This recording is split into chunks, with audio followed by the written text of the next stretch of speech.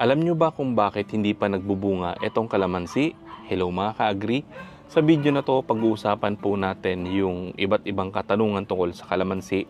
Sasagutan natin yung tanong na bakit hindi pa siya nagbubunga pero yung ibang kasabayan niya may mga bulaklak at bunga na. Tapos bakit nalalaglag yung mga bulaklak at bunga ng kalamansi? Ano yung mga fertilizer na pwedeng ibigay sa kalamansi? At ano yung gagawin natin para dumami yung bulaklak at bunga, plus ano yung pest management para sa mga tanim natin kalamansi. Coming up. Ito po yung mga tanim kong kalamansi sa container.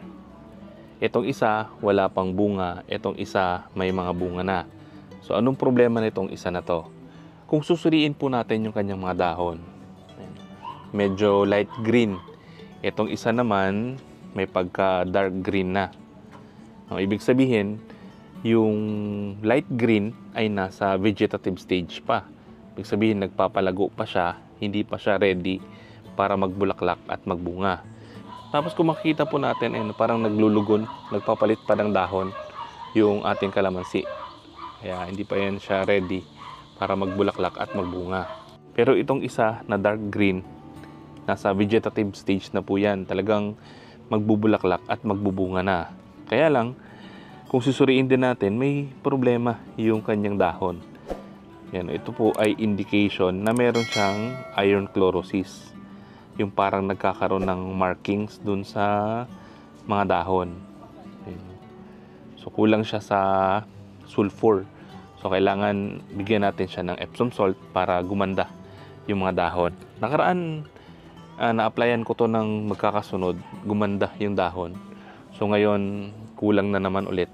So kailangan lang natin mag-apply. Pwede natin ibudbud yung Epsom salt dyan sa lupa. Pwede natin siya tunawin sa tubig, idilig. Pwede rin natin siya tunawin sa tubig at i-spray sa mga dahon. So yan po yung kaibahan nila. Itong isa, nasa vegetative stage pa. Itong isa, nasa flowering and fruiting stage na. Then yung isang palatandaan din, makikita nyo po yung dahon, nagka-curve na. Ayan, paibabaw. Yan yung isang palatandaan. Dito, hindi pa gaano, no? Medyo flat pa yung mga dahon niya. Pero pag nag-curve na yan siya, tapos dark green, so yan na po, expect nyo na magbubulaklak at magbubunga na yung inyong kalamansi. So kailangan nyo na magbigay ng fertilizer na mataas sa potassium. So yung mga fertilizer na pwede natin ibigay pagka ready na siyang magbulaklak at magbunga, yung fermented fruit juice, yung swamp fertilizer, or banana peel tea. Kung gumagamit naman po kayo ng chemical fertilizer, pwede yung potash. Yan, mataas yung kanyang potassium, 0060. Yan po yung nagpaparami ng bulaklak at bunga.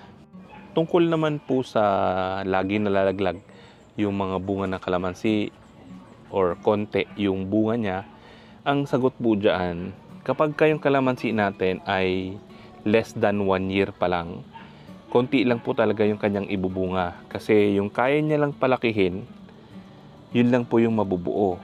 So kahit po marami siyang bulaklak, hindi niya kakayanin lahat yan palakihin. Pero pag umabot na siya ng 1 taon, mahigit mga 2 years or 3 years na, yan, kaya niya na pong magparami at magpalaki ng maraming bunga. Yung iba naman, kapag bulaklak pa lang at nalalaglag na, ang dahilan dyan, pwedeng kulang siya sa calcium, kaya madali pong mapitas yung mga bulaklak. Pwede rin pong hindi siya napopollinate, kaya hindi siya nabubuo. Pwede rin na nababasa siya ng ulan, or pagka nagdidilig kayo, natatamaan yung mga bagong sibol ng bulaklak, nasisira yung pollen, kaya hindi siya nabubuo. So, yan po yung mga dahilan. So, ingatan natin mabasa yung mga bagong sibol na bulaklak. Tapos, mag-apply po kayo ng calcium. Pwede kayong gumawa ng calcium phosphate. Or pwede kayong mag-apply ng mga eggshells. Yan, durugin nyo lang, pulbusin, at ilagay nyo po doon sa lupa. Kung buo-buo yung ilalagay ninyo, ito, hindi po yan basta-basta ma-absorb ng halaman. Kasi itong mga eggshells ay slow release. Kung gusto nyo pong solusyonan yung calcium deficiency, mas maganda po yung calcium phosphate. Yan po yung isang mabilis na paraan para ma-absorb ng halaman yung calcium. Kahit galing po sa seeds or galing sa markot or grafted, sa unang taon niya talagang mahina po yung kanyang pagbubunga. Kung galing sa seeds, aabutin kayo ng 3 to 5 years bago siya magsimula magbunga. Pero sigurado yun, marami yung kanyang ibubunga kasi malaki na yung puno. Pero kung markot or grafted, sa unang taon kasi niyan, pwede na siyang magbunga kasi matured na yung mga branches o yung planting material, kaya mabilis siyang magbulaklak at magbunga.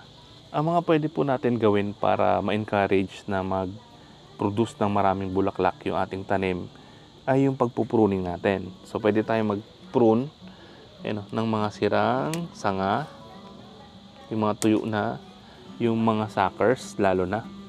Yung suckers po, yung branch na irregular, yung hindi siya bilog. Madali yan po siyang ma-identify kasi iba yung itsura niya. Tapos minsan may mga tinik. So yan po, malakas yan mag-consume ng nutrients. Although nagbubunga siya, pero konti lang yung kanyang ibinubunga. Kumbaga hindi match yung ibinubunga niya dun sa nutrients na kinukuha niya. Kaya mas mainam po na alisin natin yung mga suckers. Pati po yung mga sirang dahon, yung may mga kinainan, may mga insekto sa mga dahon, alisin nyo na po. Tapos sunugin or ibaon sa lupa para hindi po kumalat kung may sakit man or insekto yung ating tanim. Tapos pwede kayong mag-spray ng Oriental Herbal Nutrients na pupuksa at napapaalis nito yung iba't ibang klase ng peste. Tapos nakakatulong pa siya para i-boost yung immune system. So yan po yung ating pest management. Minsan kung nakita nyo na parang ang bilis maubos ng mga dahon, ang kumakain po dyan ay mga caterpillar. Yan po yung isang mabilis umubos sa mga dahon ng ating kalamansi. Yung iba naman, ito, yung may mga itim-itim. So ginagawa ko dyan, inaalis ko lang siya para hindi kumalat. Pati po yung mga may kulubot na dahon, minsan may mga insekto po yan. Alisin natin para hindi kumalat. Tapos kung nakita nyo na po na may sakit yung isang kalamansi, ilayo nyo na po doon sa iba para hindi siya mahawa. Yung isa pa na sakit na talagang umuubos ng kalamansi, yung gummosis. Yun, pagka nagsimula siyang malanta, natutuyo yung kanyang katawan, tapos naglalagas na yung mga dahon. Minsan may makikita pa kayong dagta sa katawan. So, yan po yung palatandaan na may gummosis yung inyong tanim. Kailangan nyo po talagang i-cut na yung parte na yun. Halimbawa, dito nagkaroon ng dagta. Putulin nyo na po dito sa baba para hindi siya kumalat. So layuan nyo na yung space para hindi po makontaminate yung healthy na parte ng kalamansi. Tapos yung isang technique na natutunan ko sa isang farmer para dumami yung bulaklak at bunga ng kalamansi, yung pagtitigang nang hindi niya didiligan yung kanyang mga kalamansi. Yung kalamansi niya kasi nakatanim sa field, pinapaabot niya ng 3 linggo bago niya dinidiligan. Pero kung nasa container lang, subukan niyo po ng mga 7 to 10 days. Huwag niyo pong didiligan, tapos bigla niyo siyang diligan. Parang magugulat yung kalamansi, magpuproduce siya ng mga bulaklak. So yan po yung isang technique para dumami yung pagbubulaklak niya. Tapos June, buwan ng June, marami po yung ibubulaklak. Kasi pagdating ng September, yan na po yung kasagsagan ng mga kalamansi. So dyan na rin po bumabagsak yung presyo. Mura yung bilihan ng kalamansi. Kung sa tingin nyo po nakatulong information na to, i-like nyo naman. Sana po tulungan nyo rin kami i-share yung mga information para makatulong po tayo sa iba. Maraming salamat po. Happy farming!